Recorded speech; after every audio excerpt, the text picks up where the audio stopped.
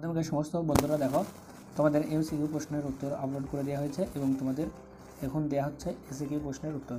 তো প্রথম তোমাদের 2-1 দাগে যে সমস্ত প্রশ্নগুলি রয়েছে দেখো।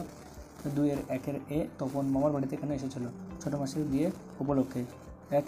2-1 দেখো, শুধু এই দুঃখের মুহূর্তে গভীরভাবে সংকল্প করে তপন।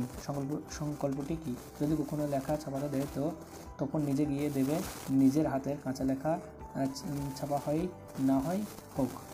তো এরপরে 2-1-4।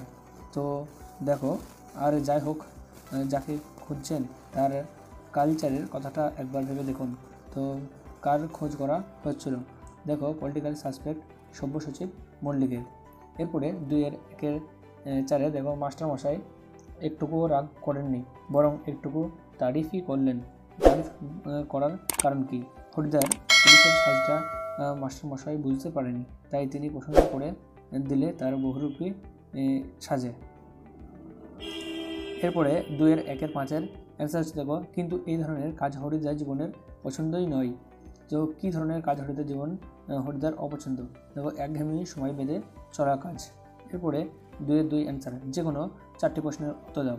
সেই হোক তোমার সভ্যতার শেষ পণ্যবাণীটি কি? ক্ষমা করো। এরপরে 2-2 আরও বেঁধে থাকি কবিতাটি রচয়িতা কে? শঙ্খ ঘোষ। 2-2-3 তারপর যুদ্ধ এলো। যুদ্ধ কেমনভাবে এলো? রক্তের এক আগ্নেয় পাহাড়ের মতো।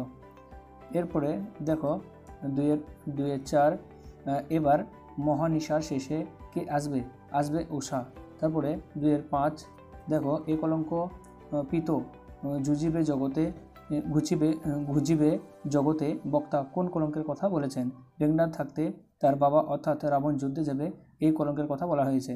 তারপরে 2-3 যে কোনো 3টি প্রশ্নের উত্তর দাও। দেখো, 2-3-1 এ নেশা পেয়েছে আমি শরৎদার কাছ থেকে, কোন নেশার কথা বলা হয়েছে? ফাউন্টেন পেনের লেখার নেশার কথা বলা হয়েছে। 2-3 অনেক ধরে টাইপরাইটার লিখে গেছেন মাত্র একজন, কার কথা বলা হয়েছে? অনন্তশঙ্কর রায়। তারপর 2-3 কলম তাদের কাছে আজ অস্পর্শ, কাদের কাছে অস্পর্শ? তো পকেটমারদের কাছে।